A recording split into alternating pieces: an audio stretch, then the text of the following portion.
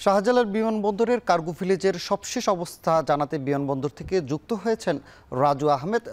রাজু, জানাবেন যে কার্গো ভিলেজের এখন আগুন পুরোপুরি নির্বাপন হয়েছে কিনা, আর বিমানবন্দর এলাকার সবশেষ পরিস্থিতি কি?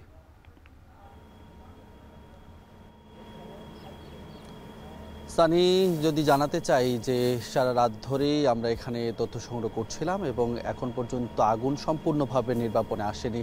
ফায়ার সার্ভিস কর্মকর্তারা যারা আছেন এখানে তারা বলছেন যে আগুন নির্বাপনের চেষ্টা তারা করছেন, তবে ভিতরে যেহেতু বিভিন্ন ধরনের পণ্য রয়েছে, বিশেষ করে পারফিউম জাতীয় যে পণ্যগুলো রয়েছে বা এই জাতীয় যে পণ্যগুলো রয়েছে, এই পণ্যগুলো থেকে হার হামেশাই কিন্তু আগুন জ্বলে উঠছে এবং সেই আগুন জ্বলে ওঠার পরপরই মূলত ফায়ার সার্ভিস কর্মীরা সেগুলো নিভানোর কাজ করছে। এবং ভিতরে জানিয়ে রাখবো যে আমদানি কার্গো কমপ্লেক্স, অর্থাৎ এই যে কার্গো ভিলেজটি রয়েছে, এই ভিলেজের বিভিন্ন অংশ দিয়ে কিন্তু এখন পর্যন্ত কালো ধোঁয়া বের হচ্ছে। বিশেষ করে যদি বলতে চাই যে আমদানি কার্গো কমপ্লেক্স যেটি রয়েছে সেটির উত্তর সাইড যেটি রয়েছে সেই সাইডটি দিয়ে বেশ ধোঁয়া কিন্তু সকাল থেকে আমরা দেখছি যে বের হচ্ছে এবং এখানে একের পর এক ফায়ার সার্ভিসের গাড়ি আসছে, সেই গাড়িগুলো পানি নিয়ে আসছে এবং একটির পর একটি গাড়ি কিন্তু রিপ্লেস হয়ে সেখানে পানিগুলো সরবরাহ করা হচ্ছে। এবং কিছুক্ষণ আগে এখানে সেনাবাহিনীর একটি পানির ট্যাঙ্ক আসে, সেটি দিয়েও কিন্তু এখানে পানি সরবরাহ করা হচ্ছে এবং দূর থেকেও এখানে পানি এনে ভিতরে পানি দেওয়ার চেষ্টা করা হচ্ছে। ফায়ার সার্ভিসের সদস্যরা যেমনটি বলছেন যে এখানে ভিতরে বেশ চাপা পণ্য রয়েছে, অর্থাৎ একটি ছোট জায়গায় অনেকগুলো পণ্য রয়েছে, ফলে এই পণ্যগুলো বের করা না গেলে, যেহেতু নিচে পানি এখন আস্তরণ পড়ে রয়েছে, তবে পণ্যের ভিতরে বেশ ফাঁকা জায়গা রয়েছে, এই ফাঁকা জায়গাগুলোতে কিন্তু ধোঁয়ার উৎপন্ন হচ্ছে। এবং এখানে আরেকটি বিষয় যেটি জানানো হয়েছে, এই কক্ষগুলো যেহেতু ছোট ছোট এবং ভিতরে বাহির থেকে পানি দেওয়ার যে ব্যবস্থা সেটি কিন্তু জ্বালানা বা উপরের যে ফাঁকা অংশগুলো রয়েছে সেগুলো দিয়ে পানি দেওয়ার চেষ্টা করা হচ্ছে। তবে এই নিরাপত্তার স্বার্থে যেহেতু কয়েকটি লোহার জানালা তৈরি করা হয়েছে এখানে, সেই পানিগুলো কিন্তু ছড়িয়ে ছিটিয়ে যাচ্ছে, ভেতরে প্রবেশ করছে না। বেশ কিছু জায়গায় কিন্তু তারা পানি দিতে বেশ বেগ পেতে হয়েছে বলেও কিন্তু ফায়ার সার্ভিসের কর্মীরা আমাদেরকে এই তথ্যটি জানিয়েছেন। রাতভর যেটি দেখেছি আমরা, সারা রাত ধরে এখানে ফায়ার সার্ভিস কর্মীরা কাজ করেছেন, বিভিন্ন ভাগে ভাগ হয়ে কাজ করেছেন। আইন শৃঙ্খলা রক্ষাকারী বাহিনীর সদস্য যারা রয়েছেন তারা বিভিন্ন ইউনিটে ভাগ হয়ে কাজ করছেন।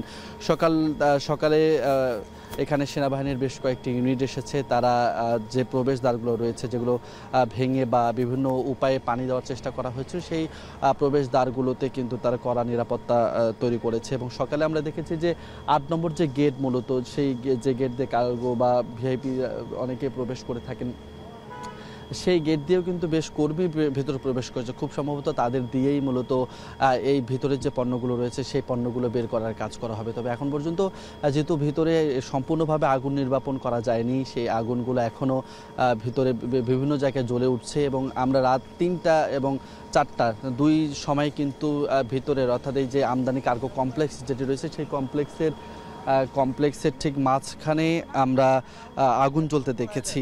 সেই আগুনগুলো কিন্তু প্রায় ২০ মিনিট ধরে চেষ্টার পরে আগুন নেভাতে সক্ষম হয়েছে ফায়ার সার্ভিসের কর্মীরা।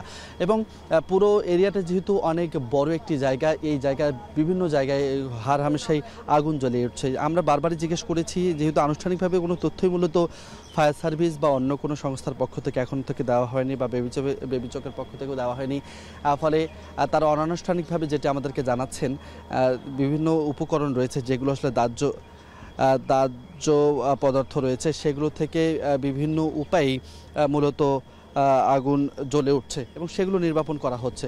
তবে যতক্ষণ পর্যন্ত না ভিতর থেকে পণ্যগুলো বের করা হচ্ছে ততক্ষণ পর্যন্ত কালো ধোঁয়া উঠতে পারে এবং লাগাতার পানি সরবরাহের যে বিষয়টি সেটি কিন্তু এখানে রয়েছে।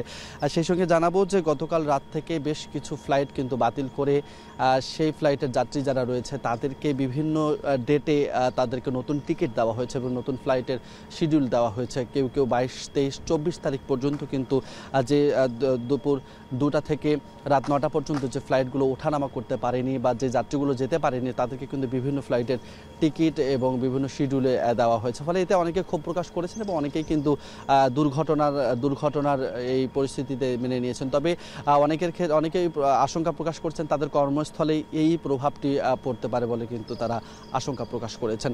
রাতভর বিমানবন্দরে অপেক্ষাকৃত যাত্রীদের ফিরছিল, আমরা তাদের সঙ্গে কথা বলছি, তারা বেশ শঙ্কিত আসলে তাদের কর্মস্থলে এই অগ্নিকাণ্ডের প্রভাব পড়ে কিনা।